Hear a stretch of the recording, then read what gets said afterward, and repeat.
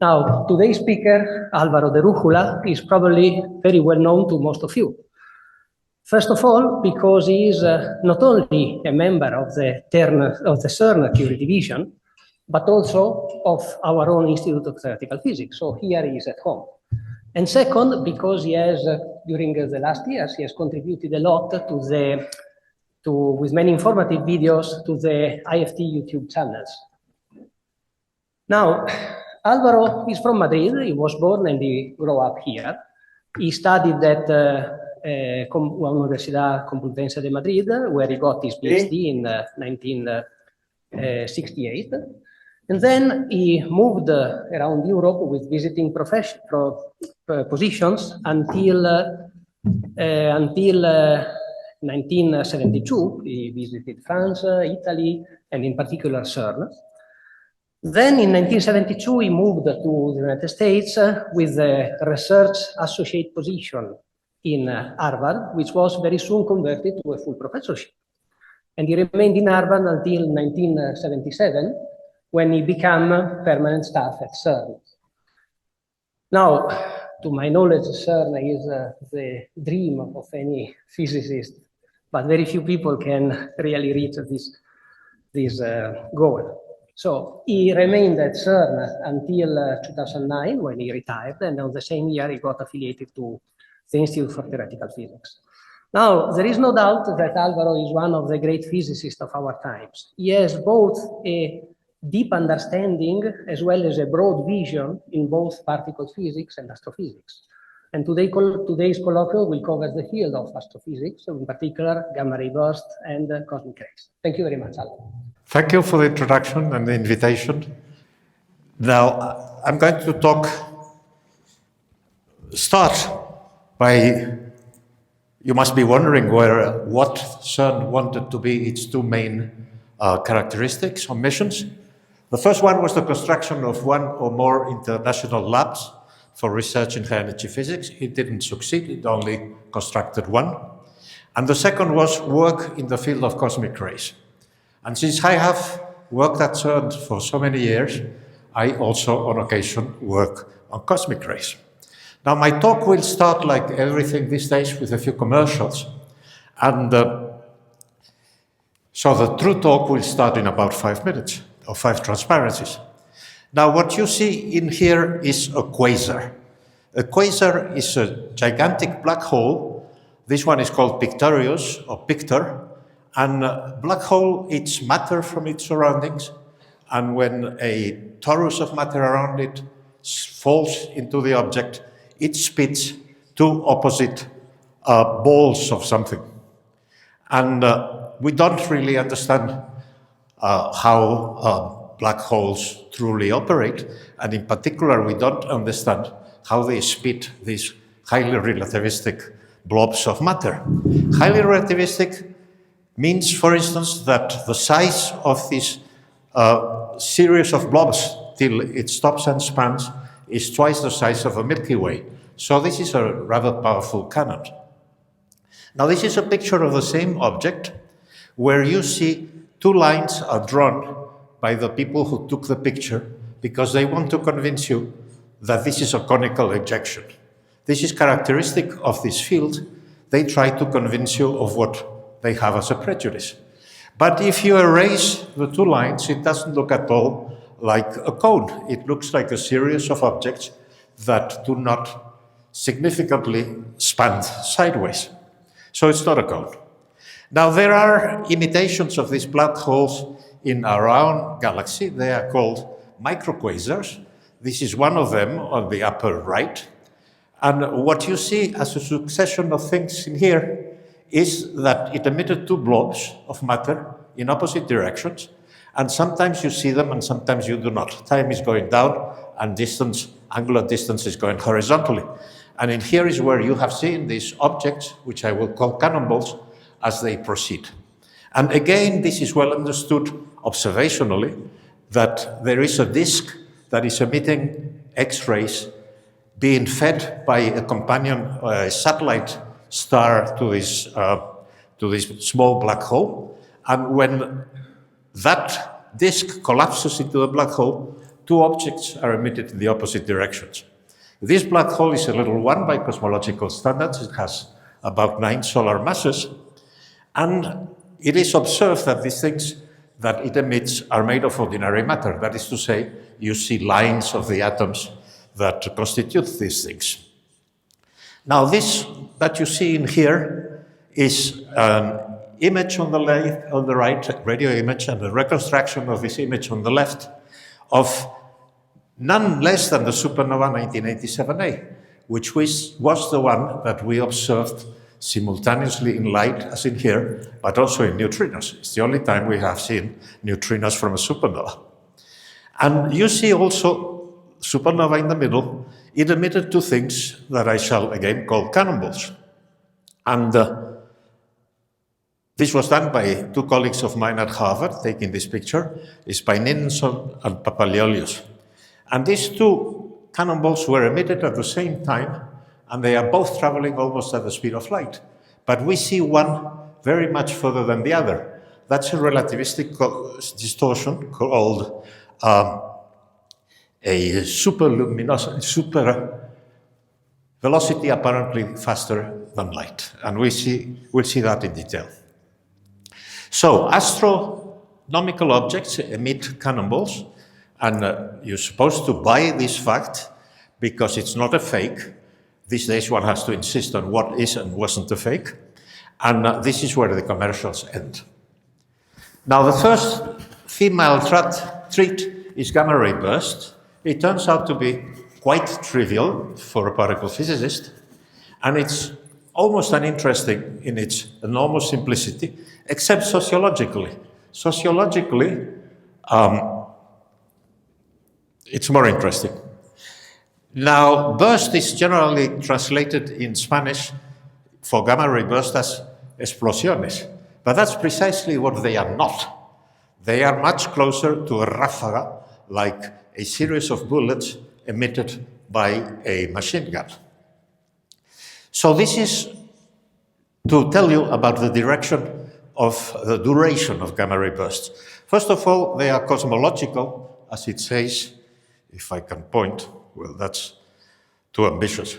It says its redshift, the redshift of the objects that have emitted them is non-zero. That is to say, they are outside our galaxy. And what you see in here, first of all, is that these objects have an energy of about 1 MeV, each of the photons, and they are distinguished into general areas, ones that last more than 2 seconds or less than 2 seconds, rather arbitrary definition. The ones on the right are simply called gamma ray bursts or long duration gamma ray bursts, and the ones on the left are called short bursts. They last fractions of a second, and most of them have energies slightly above the typical energies of 1 MeV of gamma ray bursts. That's why they are called short hard bursts. The ones on the right are due to core collapse strip envelope supernovae of type 1c. We'll see what that is. And the ones on the left are, in some sense, for theorists, more interesting. They have to do with neutron star, pairs of neutron stars merging. Now, this is a series of examples in which you see the flux on the vertical scale as number of detected photons per second, and in the horizontal time is time of order seconds. And there are some relatively simple ones that have two cannonballs, which means two objects coming towards you, more or less, and others that are much more complicated. They have a bunch of peaks, like the one on the left-hand lower panel. Now, there is a standard fireball model of GRBs, which is not really a standard model of anything. I'm not going to explain it in detail. In this model, the progenitor, the object that made the gamma ray burst, was supposed to be a central engine. It didn't have to be specified. Then they decided it was a failed supernova. Then they decided it was a hypernova. All these objects have in common the fact that they do not exist. Now, the geometry originally was spherical. Then they decided it was funneled, like in a chocolate cone of ice cream. Then they decided that it was actually a narrow cone, which was always observed at zero angle. Then they decided that no, it was observed at a non-zero angle. And the radiation was synchrotron radiation from the shocks that, according to them, occur in this case. And the matter that was shocked and emitting radiation used to be a plasma of positrons, electrons, and photons. Then, since that didn't work, they decided to baryon load it, that is to say, spread a little bit of protons and neutrons in it, and then finally they decided it's ordinary matter. That is why one may talk about standard modelers, but not a standard model. So I refer very kindly to them as they or them. And they exist, the standard model doesn't. Now there is, on the other side, a Cannonball model minority of people, mainly Dara and collaborators. Systematic collaborator was Shlomo Daro, and I occasionally also, more on cosmic rays than on gamma ray bursts. Now what I am doing here is taking this microquasar that I showed you before, and I'm going to turn it around a little bit, and then superimpose it into a picture which will be quite important. What you see here is the remnant of a supernova. Before it became supernova, this star emitted a lot of its outer parts, made mainly of hydrogen and helium. That is a spectroscopic type of this type of supernova. Then, as the supernova is beginning or proceeding for a while, it emits radiation of about 1 electron volt energy. That it's a flash of ultraviolet light that illuminates what's called the glory. Glory is this matter which is around the supernova that gets illuminated when the supernova is happening. And so the progenitor, the supernovae, is this type, of gamma ray burst, is this type of supernova. It's a cold collapse supernova that actually emits relativistic ordinary matter cannonballs.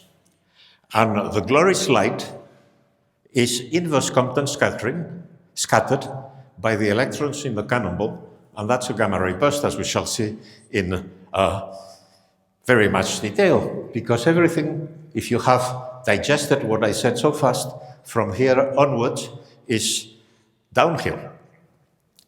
Now, the Lorentz factor of an object is defined as energy divided by mc squared. Particle physicists, we put c equal to 1. That's 1 foot per nanosecond. That's the definition of foot. And the Lorentz factor is 1 divided by square root of 1 minus beta squared, and beta is the velocity in units of velocity of light.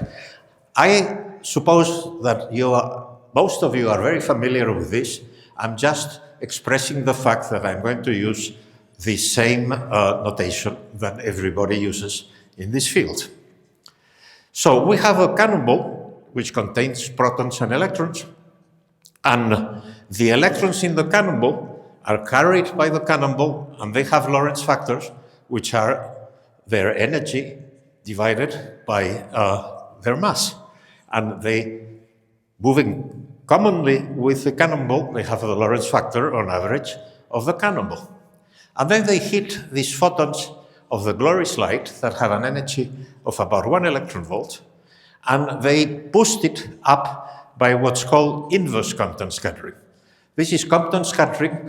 They call it inverse because in here it's a high energy electron that hits a soft photon to produce a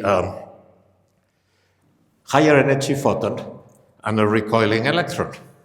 And that produces a very forward beam of very, very clear properties. A beam which is used systematically, for instance, in Stanford, to create, by throwing electrons into a laser beam, a very high energy beam of photons, very well collimated, very forward in the direction of the electrons. And one very important parameter that will occur again and again is the angle at which we see the object from planet Earth. That is to say, the cannonball is moving this way, and we see it from here. And there is an angle between these two things, which I will call theta. So I'm repeating the same thing here. Cannonball is moving with a Lorentz factor gamma 0 at the beginning, and there is an angle to the observer. The other important character beyond the angle theta is the Doppler factor, by which the energy is boosted by the motion of the emitter, which in this case is a cannonball. This is the same phenomenon as you hear a train coming and its whistle is higher in frequency. This is the relativistic equivalent of that. Also an entirely trivial relativistic fact. Now, the energy you observed is boosted by this relativistic Doppler factor delta and decreased in observed energy because of the expansion of the universe by a factor of 1 plus z, where z is the redshift.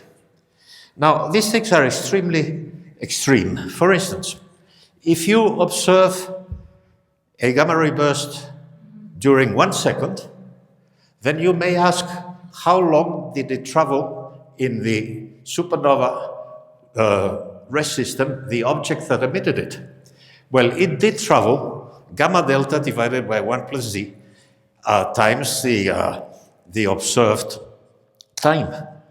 But this factor in front is typically of order of a million. So what you see in a second is a million seconds, that is to say several days, of travel of this object coming towards you. Another thing that is very extreme is how narrow this beam is. If the beam is isotropic in the supernova system, so the number of photons emitted in the rest system of the cannonball is a certain number per unit angle, then it is boosted in your direction, where you look at it, by delta squared. But delta is a very, very fast function of angle, which I plot in here. So for a typical Lorentz factor, which is 1,000 or so, if the angle at which you observe it is precisely where you are, then delta is twice gamma. But as you go up in angle, up to 5 milliradians in this picture, the delta is very steep, so it decreases enormously. So you're not delta squared then in front of what you see means you're not going to see it. And the most probable viewing angle is of the order of 1 over gamma, which is shown in blue here. Now, if you happen to be along the axis with your eyes looking there, that's very improbable because the phase space, the angle surface of this cone is very small. And if you are far away from 1 over gamma, then the boost delta is small and the energies that you see are below what the satellite can detect. So the typical angle is 1 over gamma. The simplest thing you can compute about the light made by Compton scattering, it's polarization, which is written here on the upper left for a large theta and, small theta and large gamma. This is the expression. The polarization is linear in the plane of scattering, of Compton scattering. And what I show in here is the polarization as a function of angle, and for gamma 10 to the 3, it's linear, as I already said, and it peaks around the most probable angle of 1 over gamma, 1 milliradian in this example. So the polarizations are expected to be very large. And if you look at the few experiments that have measured the polarization, it's very difficult. You have that they are all very significantly non-zero. Now, in the standard quote-unquote theory, the gamma rays are produced by synchrotron radiation from a chaotic plasma of now protons and electrons. And by definition of chaotic, this is going to give you a zero polarization. So the theory fails 100%, but that's not a problem because it's the truth, so observations don't have to do anything with it. Another thing that you can decide to look at are correlations between observables.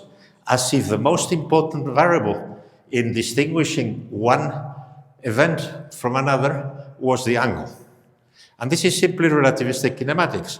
For instance, the peak energy of the observed gamma rays, if epsilon on average is about 1 electron volt, the energy of the photons in the glory, then this is the definition of the peak energy, which is Doppler and Lorentz boosted. And the isotropic energy, observers give you the isotropic energy because originally they thought the things were isotropic. It's proportional to gamma delta cube. So if you look at the objects at the most probable angle, which is 1 over gamma, there are 2 gammas on the left formula and 4 gammas on the right one. So 1 plus z times Cp ought to be proportional to the square root of the isotropic energy. And that's what you see. That's the slope 1/2 that you see on the right half of this plot with various gamma ray bursts along what you would expect from this extraordinarily simple prediction. And as the slope is there 1/2. If you go to theta much bigger than 1 over gamma, then gamma is whatever it is, and there is a delta on the right, on the left, and a delta cube on the left, on the other side. So 1 plus z EP must be the cubic root of ESO, and that's the slope for the lower objects that have a smaller delta, a bigger angle. And there is a distinction between gamma ray bursts and what they call X-ray flashes, which is only words distinguishing them.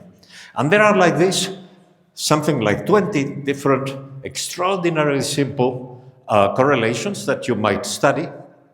And these people, the standard modelers, since they don't understand things, they give it a name. This is a way to making something yours, like the Gulf of America, for instance. You call it the Gulf of America, and then it's yours. And there are 20 or so, at least a dozen distributions like that. Now, the peak energy, the maximum of this quantity, a number of events as a function of energy times energy squared in a gamma ray burst, has this distribution, and it peaks at 250 keV. And for lack of time, I'm not going to go through the details, but just energy momentum conservation gives you as a prediction that if 1 electron volt is the typical energy of the photons in the glory, then 250 keV is the top energy in the observed gamma rays of a gamma ray burst. And again, this is simply kinematics, relativistic kinematics. There's no mystery to that. Glories don't have a thermal spectrum. They have what is called a thin thermal spectrum, which is what happens to thermal photons when many of them are escaping. So if the glory has a certain spectrum, the gamma ray burst had that spectrum, again boosted in 0 temperature by the usual factor, gamma delta divided by 1 plus z.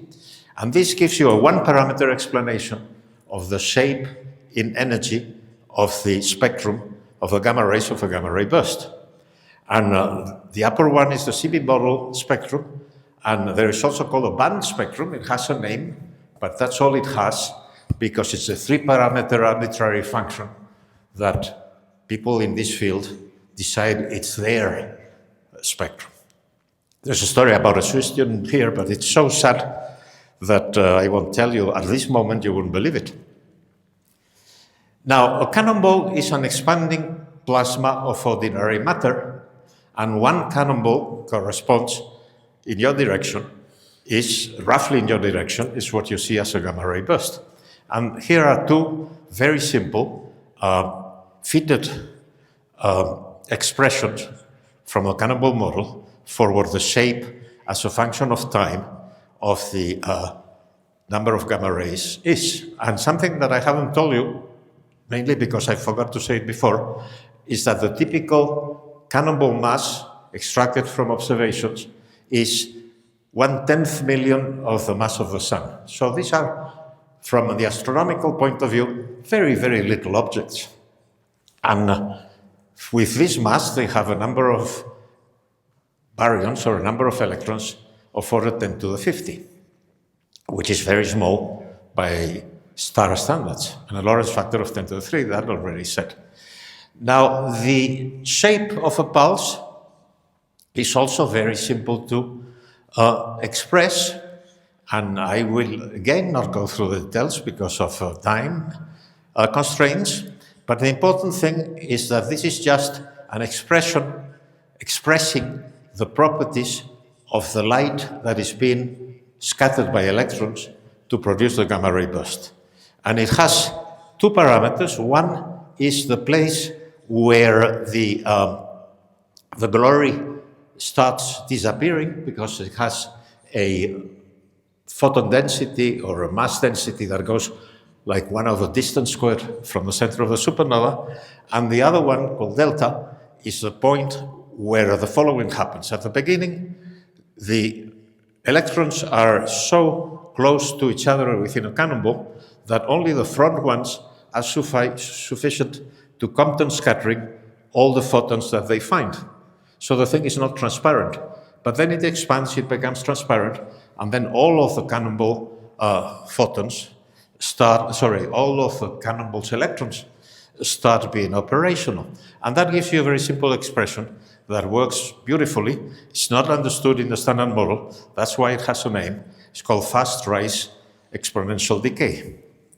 Now, this I have more or less said. It's a two-parameter fit, and it works very well. Now, in the fireball model, let me tell you something about the fireball model. This is the prediction for the shape of the successive photons as a function of time in a gamma ray burst.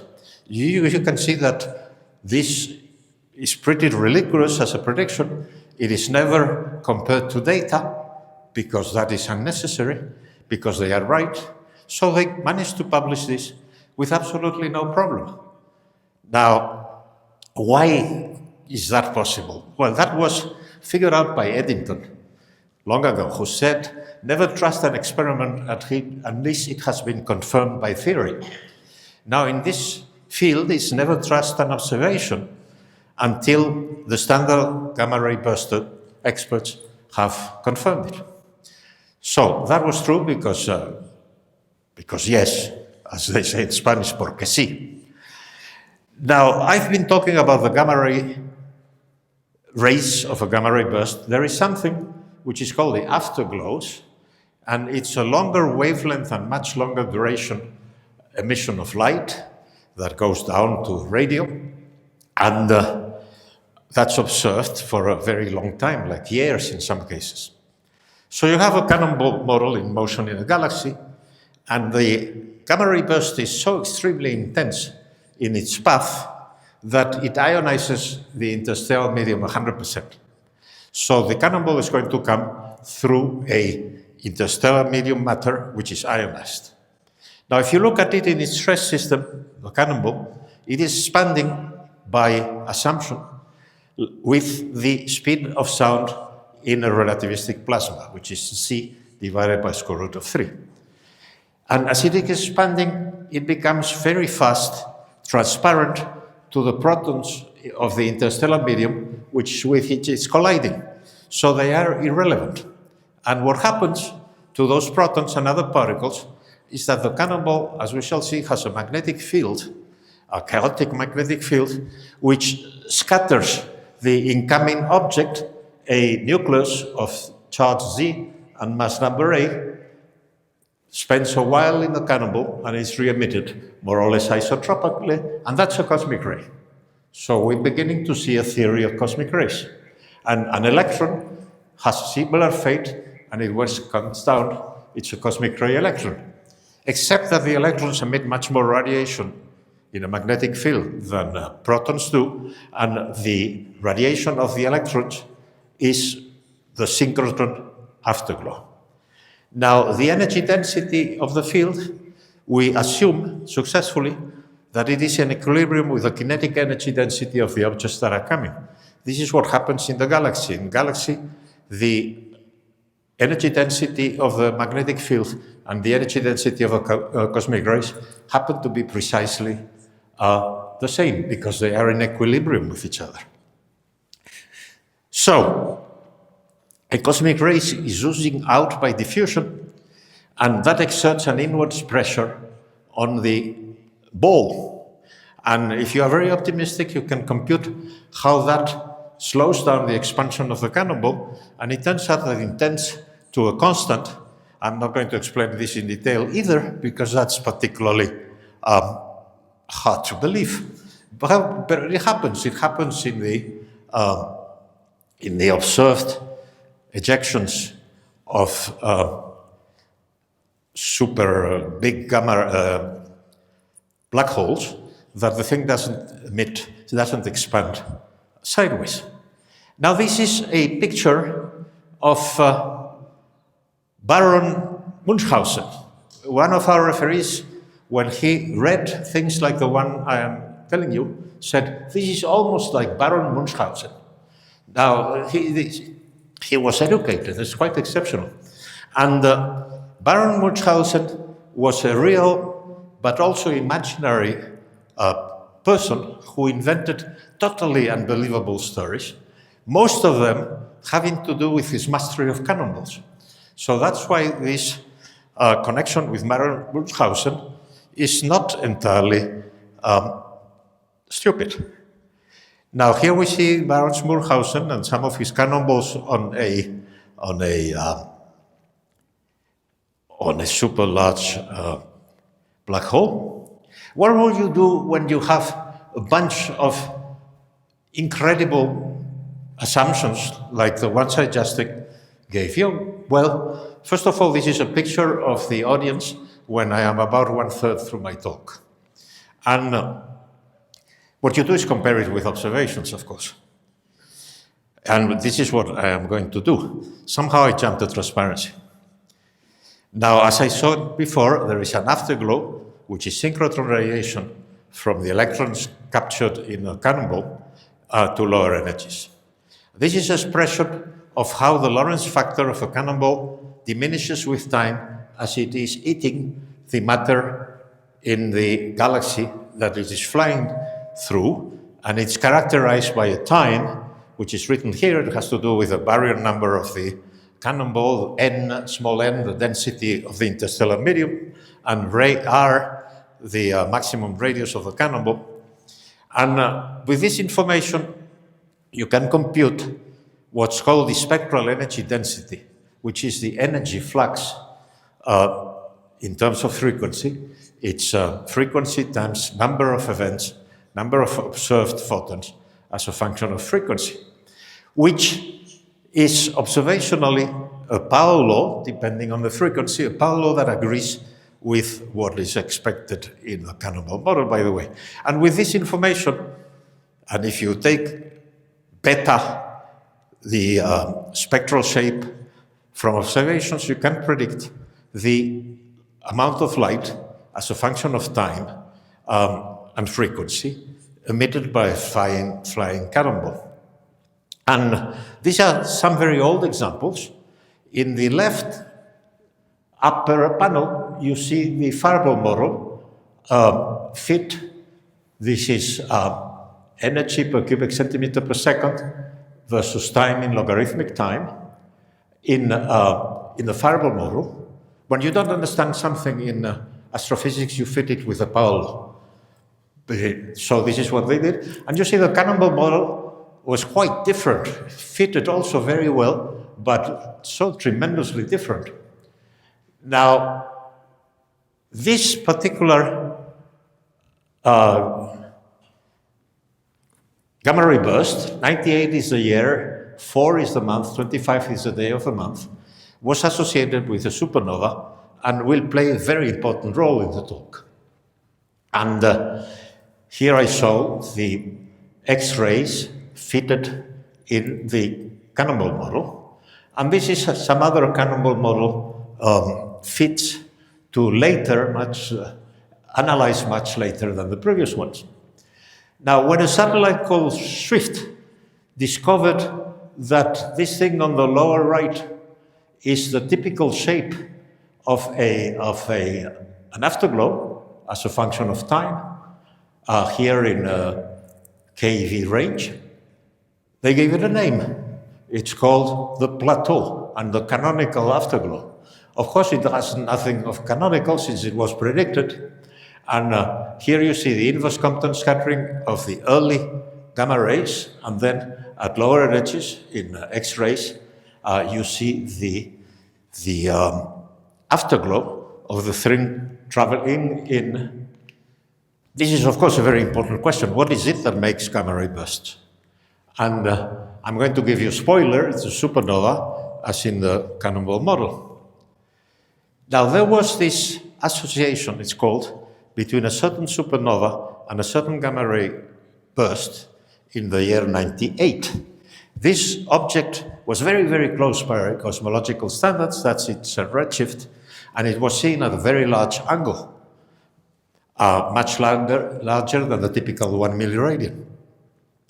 And these two objects are the grandparents of all the associations of gamma ray bursts with supernovae. The one plot on the left I have already shown you is the X-ray fit of the Cannonball model, and the right-hand side is the same object in visible light. And you see that something happens which is unusual because it was seen as such large angle. The afterglow in red is a much smaller magnitude, amount of light, than the supernova itself. After 3 years or so, the afterglow begins to be dominant. Now, in the so-called standard model, this is the most unusual gamma ray burst, perhaps by chance coincident with an exceptional supernova. In the Cannonball model, it's a perfectly normal guy seen from very close at very large angle. And after we had this observation, we decided we would attempt to convince observers that in very many gamma ray bursts, you always had the light of a supernova, the same supernova as the one before, but translated in space to whatever redshift a gamma ray burst was at. The redshift is not the redshift of a gamma ray burst, it's the redshift of a galaxy which is the host of a gamma ray burst, of a supernova that made a gamma ray burst. So in every case, there was a supernova, and of course there were cannonballs to be observed.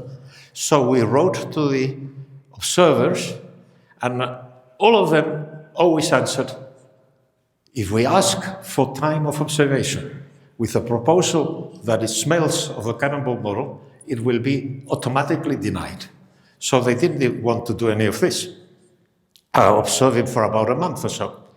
So we wrote a lot of articles before 2003 in which we insisted again and again that there should be a supernova if they really wanted to analyze the event. They never did. Until 2003, when there was a May revolution happening all of a sudden, as it often happens in physics. And that had to do with this gamma ray burst of 2003. And it's a one with two cannonballs, as you can see in here. So we can predict the afterglow with twice this formula for each of the cannonballs. And also adding a supernova transported to the redshift of this guy. Now, what we did this time, we were very brave. We took the observations on day 6, which are there for red light from this gamma ray burst. And this is again flux as a function of time. And it has two cannonballs. And it should have a supernova later than 6 days. So we predicted the day in which the supernova was to be discovered, which was not a day, it was a night, the night of the day 10th. And of course the supernova was discovered that day. Now, since this guy is at relatively low redshift of 0.16, the spectrum of the supernova could be very precisely measured, and it was obviously a supernova. The supernova that we used to predict its light. Now, in the standard model, before 2003, the progenitor, as I explained earlier, was a function of time and not a supernova. And after 2003, it turns out that the progenitor, as everybody always knew, was a core collapse supernova. And these astronomers managed to have Dennis Overby of the New York Times write an enormous article in which they praised themselves enormously because the smoking gun they had all suspected must be there connecting supernova and gamma ray bursts. They said the most energetic events in the cosmos, which are not supernovas nor gamma ray bursts, but quasars. They said that it was their prediction, and of course, we didn't appear at all as part of the discoverers. I mean, as the people who predicted the reality. So you might, although you should, be slightly surprised at this point in time. And we will proceed to the next question, which is, can one see the damn cannonballs generating gamma ray bursts? Now, it turns out that one consequence of their having always suspected that the Cannonball model didn't exist and it was their prediction is that they never quoted us again. And before they only quoted us once, as we shall see. Now, there is something called the apparent superluminal velocity in the sky. The first time that I wrote an article in which, in the title, the word superluminal appeared, there was a distinguished professor of this university who said, "Ya está Alvarito con sus idioteces." Here is Álvaro with his stupidities, like you can see something that is traveling faster than light. That phenomenon was discovered by Courdec in 1939 in a beautiful article written in the ancient style with triangles. And now this is the apparent velocity in the sky, not in the Cannonball model, but an object that is moving at an angle theta towards you has an apparent velocity in the sky, which is this formula. The one in the right-hand side is an approximation for a small... No, it's not approximation, it's just what it is. Now, what is this superluminal velocity? If it is the first time that you hear about it, you would say, how is it possible that I see something that is traveling faster than light? You see an object on the upper right, which is emitting light towards you, and that object is a cannonball that is moving with velocity almost 1 in units of light at an angle, which I will call theta, relative to where you look at these things from very, very far away, so these two lines are almost parallel. Now, if you look at the light that was emitted in the upper red point, well, by the way, I have chosen this distance to be 5 light years at a velocity almost 1. And if you look at the object that was in the upper red point, it became the green point after a certain time. But I have chosen this angle with the help of Pythagoras for this to be 4 light years and this to be 3 light years. So the light that comes from the right was emitted after 4 light years, and it arrives 1 year before the one that was emitted from the left, because 5 years had passed till the lower red point. So in 1 year difference between the right and the left beams of light, the thing has moved 3 light years. Thanks to Pythagoras, I know that this distance is 3 light years. So if I plot this formula up there for the apparent velocity as a function of Lorentz factor, it depends on Lorentz factor in this way shown in here. If you haven't done this exercise, you should do it and teach it to your students because it's quite fascinating. And it shows that you have some elementary understanding of relativity. So, back to this superluminal velocity of this particular gamma ray burst. The line was our prediction, And the dot is the observation of the distance between the two cannonballs that were observed in this case. But that data was taken, the distance in milliseconds and the time in days, was taken by Taylor et al. They published in 2004, and they say in the abstract, much less easy to explain is the single observation 52 days after the burst of an additional radio component 0.28 milliarc northeast of the main afterglow. This component requires a high average velocity of 19 times the speed of light and cannot be readily explained by any of the standard models. At least they recognize that there is more than one standard model.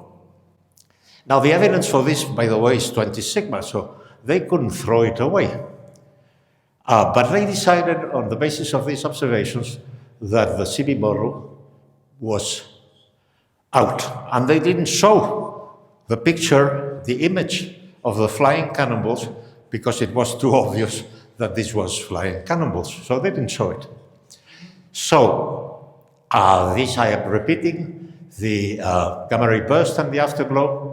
And what we didn't do in the first publication was to analyze these ups and downs, which are similar to the ones that happen in microquasars when the cannonball hits a more dense area of intergalactic, galactic space, interstellar space.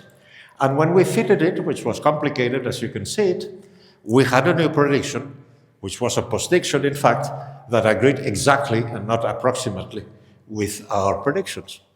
So Bloom et al., based on what I'm telling you, wrote in this archive paper, very long baseline array imaging of the compact afterglow was used by Frail in 2003 to unequivocally disprove the Cannonball model origin of gamma ray burst.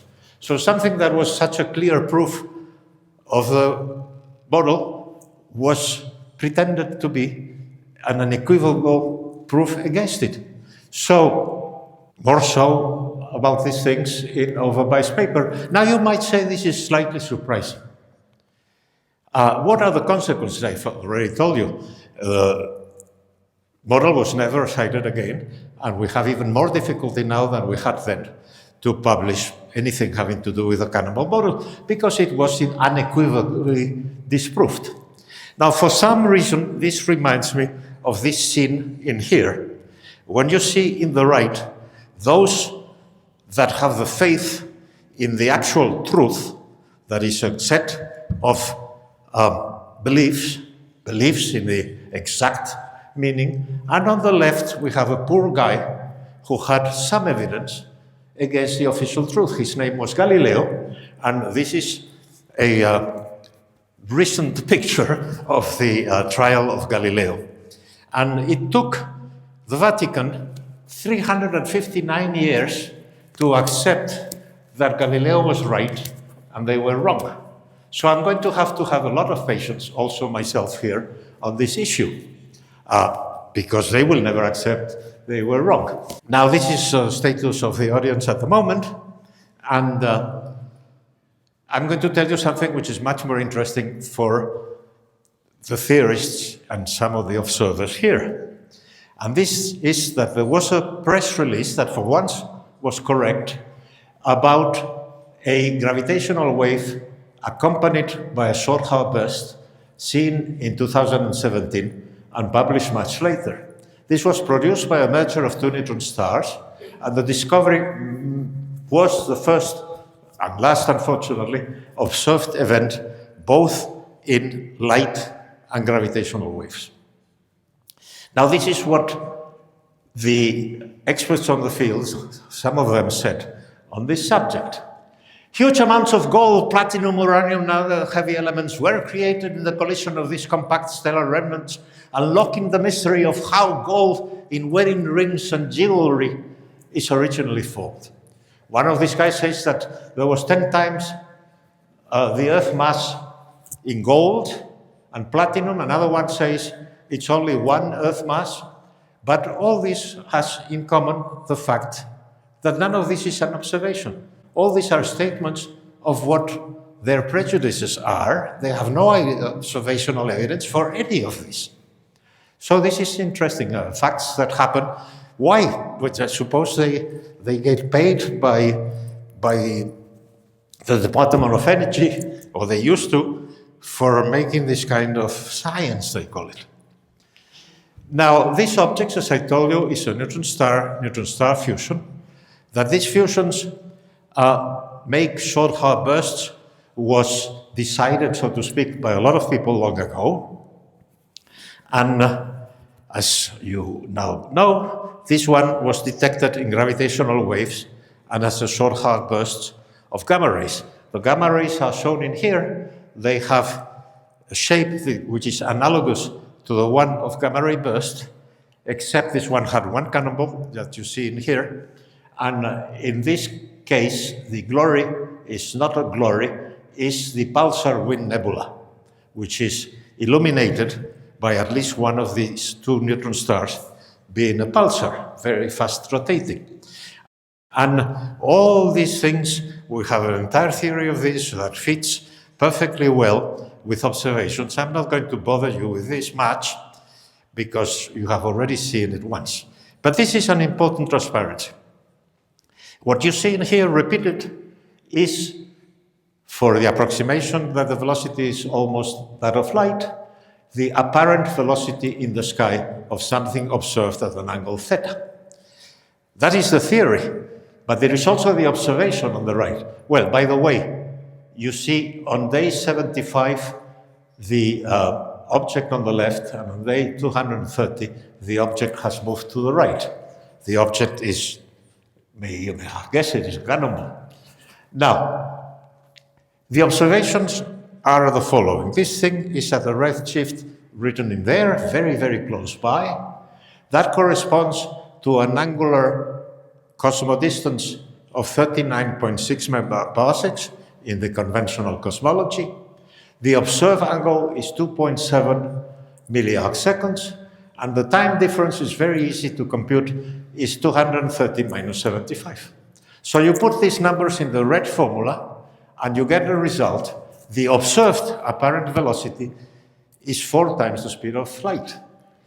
Now, in the CB model, we interpret this as a moving object in the sky. So, if we put the observed number 4 times c, we will get the conclusion that theta is 27 degrees, just by solving this very simple formula.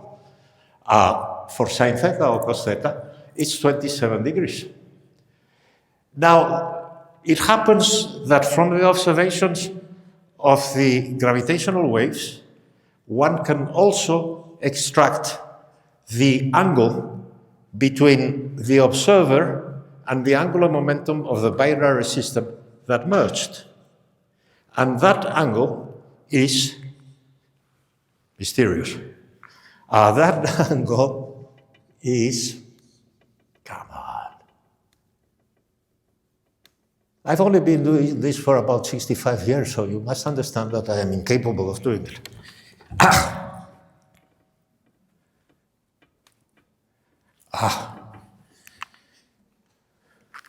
Come on. Sorry for this.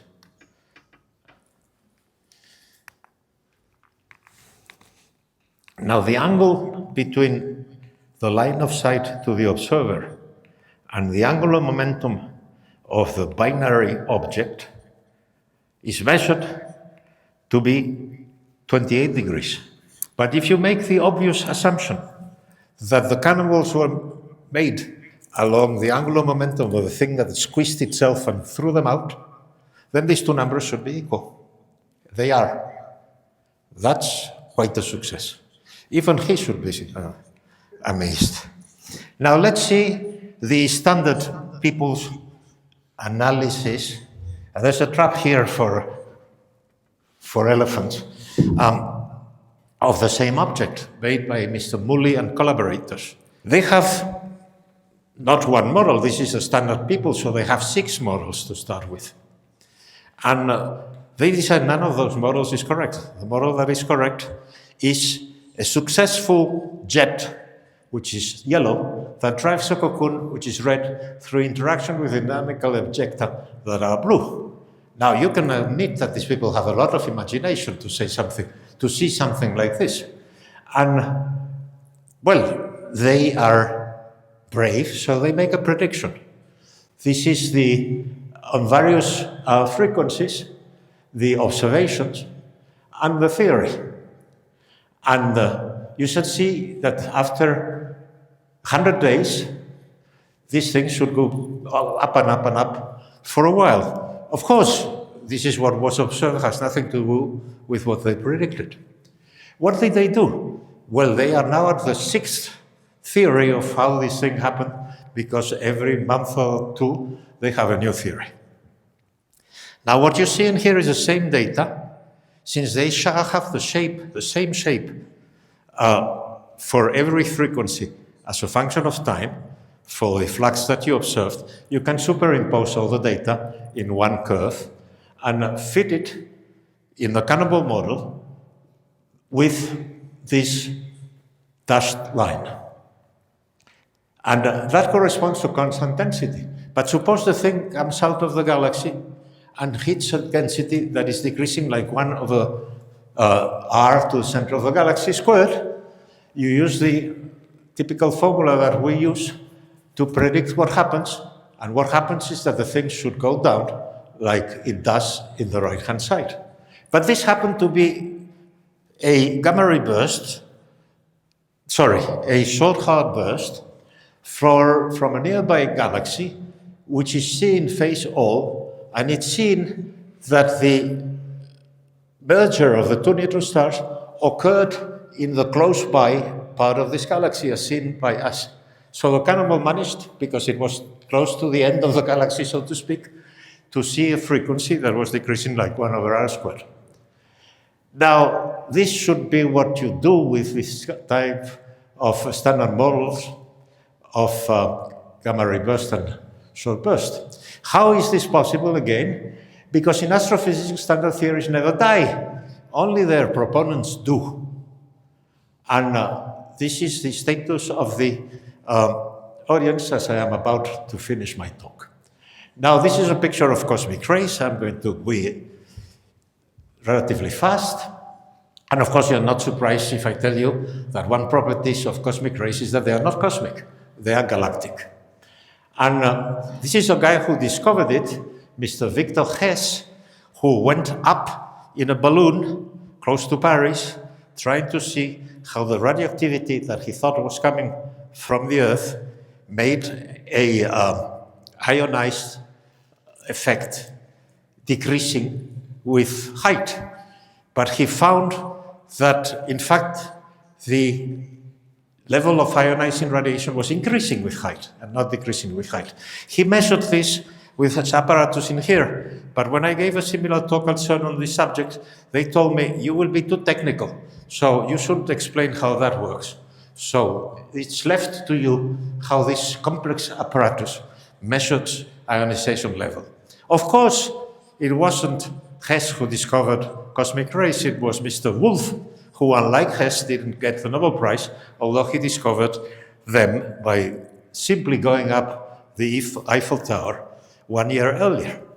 So that is the spectra shown here. On the left, the square of the energy times the amount of energy observed per energy interval, per stereo-radian per second, and so on.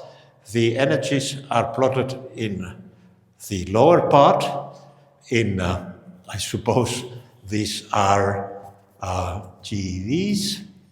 And you see there is something called the all-particle spectrum, where all charged particles are added up in the data, and it has some properties like a knee and an ankle. And you can also see the individual elements. In red is the flux of hydrogen, that is to say protons. In the next in green is helium, that is to say alpha particles. These are positrons plus electrons, but they are mainly electrons because positrons there are very few. And there is this relatively simple thing to explain.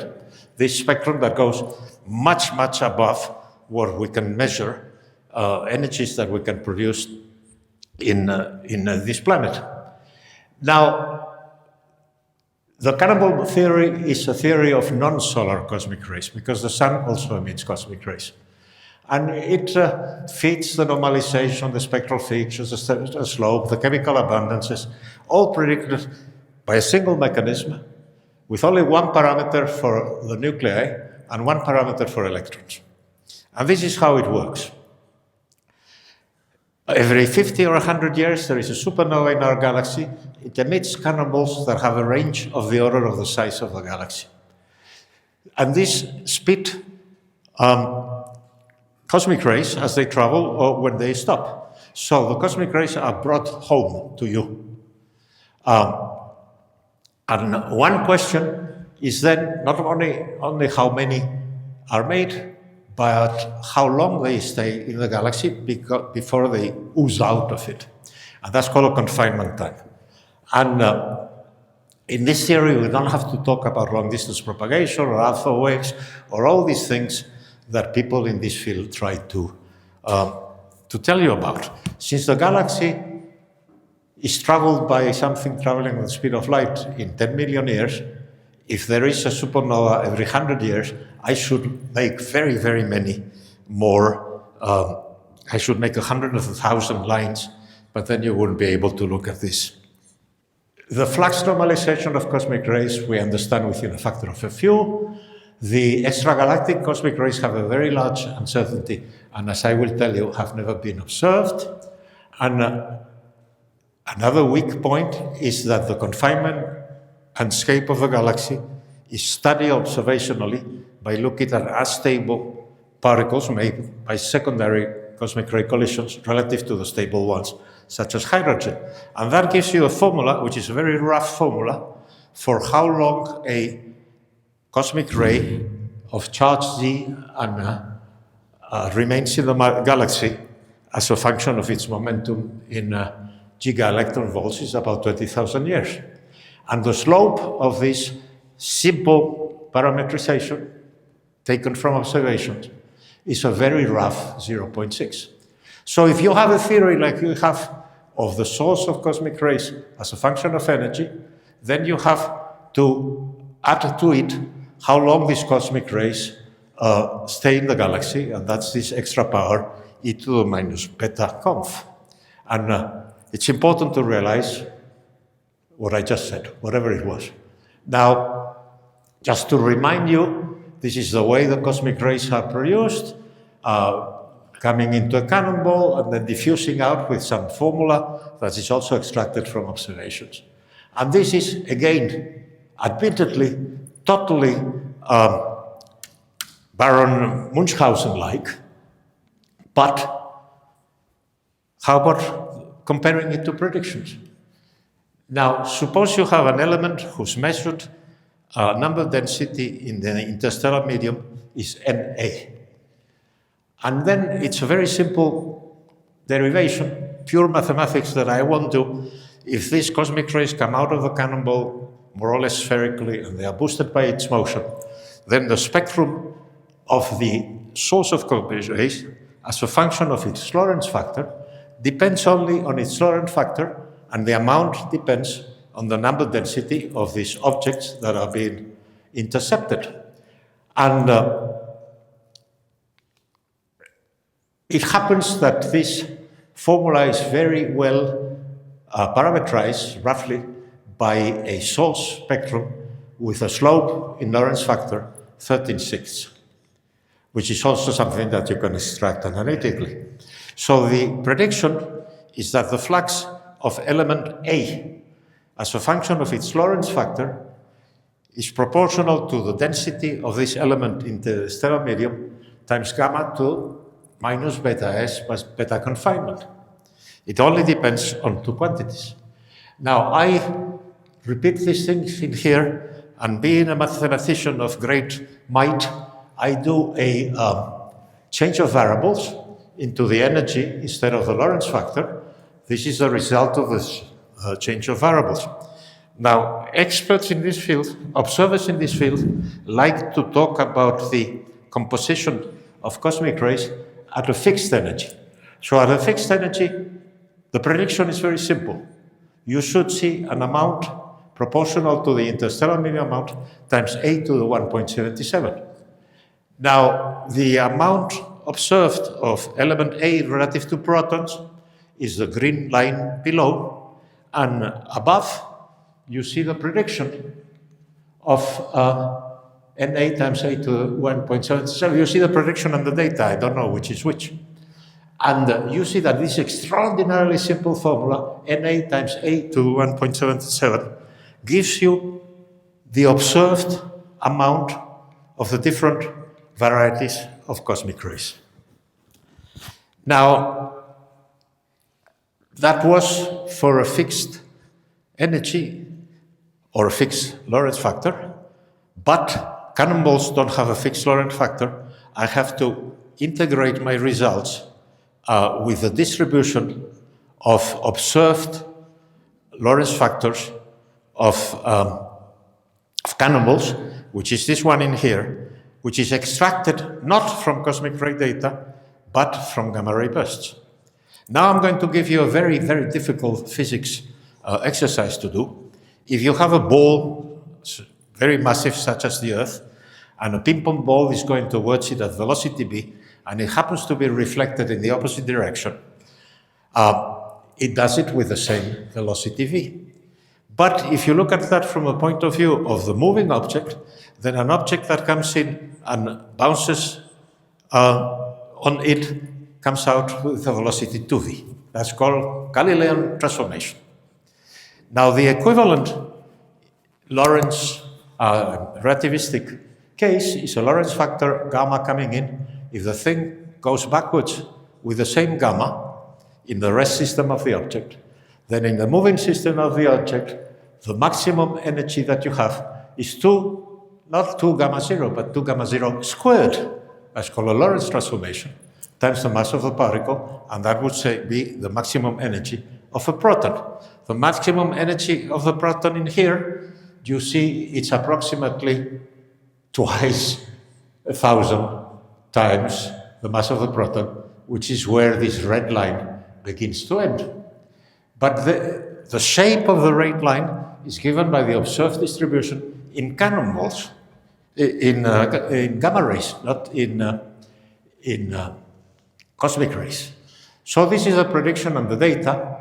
Of course, they have a name for the one has the highest Lorentz factor. It's called the GOAT, for the greatest of all times, not because they understand it, but the greatest of all times corresponds to an end of this red curve where the arrow is. And the overall scale, since we understand it roughly, I take the liberty of putting it on top of the data. We understand it within a factor of a few for the ensemble of cosmic rays. Now, this is the same result for iron, and the break is this feature in the cosmic ray spectrum, occurs precisely at the mass of iron divided mass of the proton, as it should. And in the standard model, quote unquote, it would depend on charge and not on mass. Now, for relativistic cosmic rays, the formula that I showed is not good because it was an approximation for beta close to 1.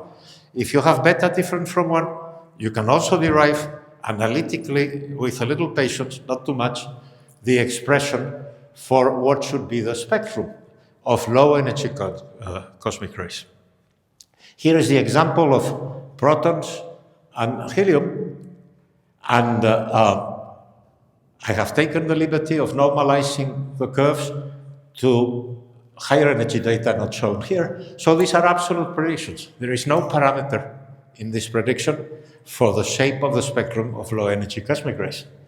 And you see that, if you look very carefully, you see that 1998, which is close to solar minimum, is when the cosmic ray spectrum is dominant. Sorry, the spectrum that comes from the cosmic rays that doesn't come from the sun is maximum. That's what it should happen, it's what happens. Now, how about above the individual niche, which is this first feature in the spectrum? Well, there we know from simulations mainly that if you have two relativistically merging plasmas, Some of the particles are accelerated by Fermi acceleration colliding with the magnetic field that the fusion of two plasmas produces. And that is a very simple expression with a certain slope for the spectrum of the accelerated particles. Now, there are no good enough data for protons above the knee, but there are excellent data for the full spectrum below the electron knee and above the electron knee for electrons. The electrons lose energy mainly by synchrotron radiation, and so the source spectrum and the observed spectrum differ by 1 instead of 0.6. And this is the result. You see, as a function of energy, E cubed times the flux of electrons, and the blue region is the proton knee, but scaled for mass of the electron over the mass of the proton. So indeed, the spectrum is the same as that of protons, scaled simply by the mass ratio. A tremendously simple prediction. So these were predictions that were published in 2008, and the slope changes the way it should. Everything that are lines here are predictions. And when I say DD 2008, it means 2006, because it only took guys 2 years to publish this paper. Now, what are the limitations of the theory? And with this I will end. The first imitation is that we don't understand the emission of cannonballs, because in fact we don't understand neither the implosion nor the explosion of supernova. This is supernova 1987 today, and you see it's a mess that absolutely nobody understands. And we don't understand even the principles making a supernova explode in detail. Now, these are predictions as a function of something called rapidity. It doesn't matter what it is. Rigidity, not rapidity. The yellow line are predictions, and very recent data slightly disagree with us if we have different elements being plotted, but that's what rapidity is, don't worry. And that was our prediction. And this is because this is a leading order cosmic ray theory. There are second order corrections, such as the details of confinement, which we don't care too much about. In the old times, everybody was able to plot results for the highest energy cosmic rays that go up to 10 to 20 electron volts. But anybody could do that. One thing that we did that at the time, shoot, what am I going to do? These things that catch me all the time. This thing gets entangled.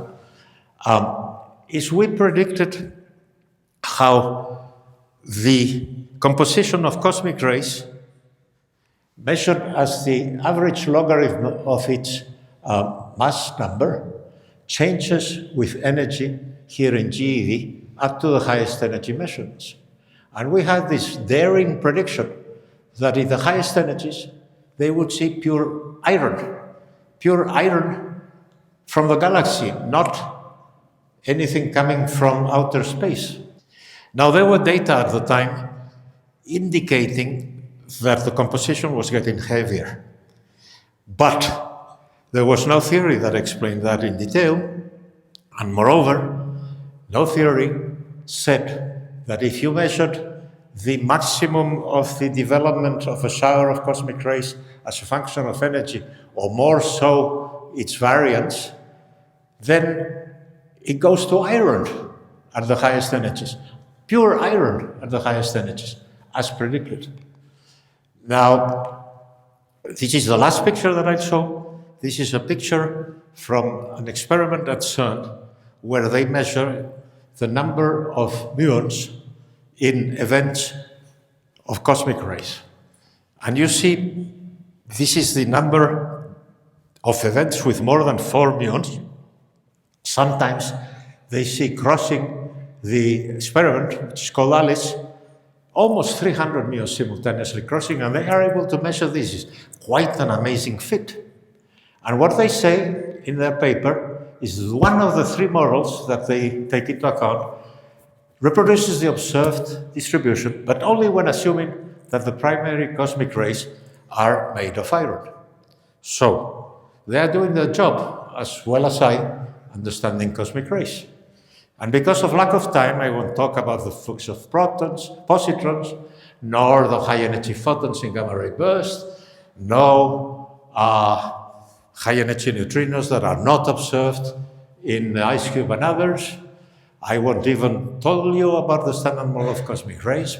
One difficulty is that it doesn't exist. And cases of censorship much worse than the ones I've told you do happen. And that is where I stop. Thank you.